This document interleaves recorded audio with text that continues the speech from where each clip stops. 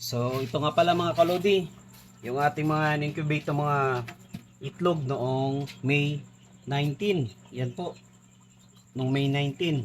Ngayon, hintayin na natin mag June 9 para mag-hatch. Bali next week po yung pag-hatch ng ating incubate dito. Bali yung egg incubator ko na ito, sariling gawa ko lang. Yan. Bali, bagong gawa ko itong egg incubator natin. Kasi nga yung dating incubator na ginagamit natin na hiniram sa tito ko, dito muna nilagay. Bali ito muna yung ginamit ko para kahit papaano matesting natin kung kamusta nga ba yung hatching nito na ating gawang egg incubator. Bali yung mga itlog dito sa loob, fertilized egg na ito, nakandling ko na at tinanggal ko na yung mga itlog na hindi fertilized egg. Bali ito, lahat ito, okay po yung embryo niya. Okay? Bali mag-hatch ito ng June 9. Okay? So ito lang ginagawa ko. 3 times a day po ako nagpapaikot ng itlog dahil yung incubator natin dito is manual turner lang. Pero yung time ng patay ng sindi ng ilaw at ng temperatura dito ay automatic. Bali manual turner lang. Bali ako lang mismo yung nag-iikot ng itlog 3 times a day.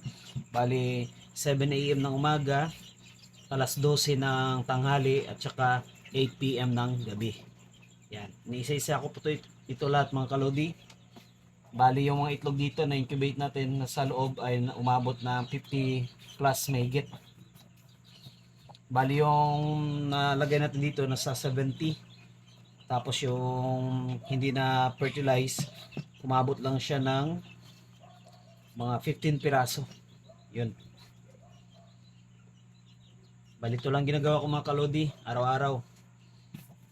Tiyaga lang talaga para kahit papano mapadali, mas mapadami natin yung mga alaga natin mga sisa dito ng mga kanatin, mga pang warrior. So yun, after kong maikot ito mga kalodi, syempre tatakpan na natin. So yun lang mga kalodi, update ko na lang kayo kung ilang piraso ng itlog yung nag-hatch dito. Okay?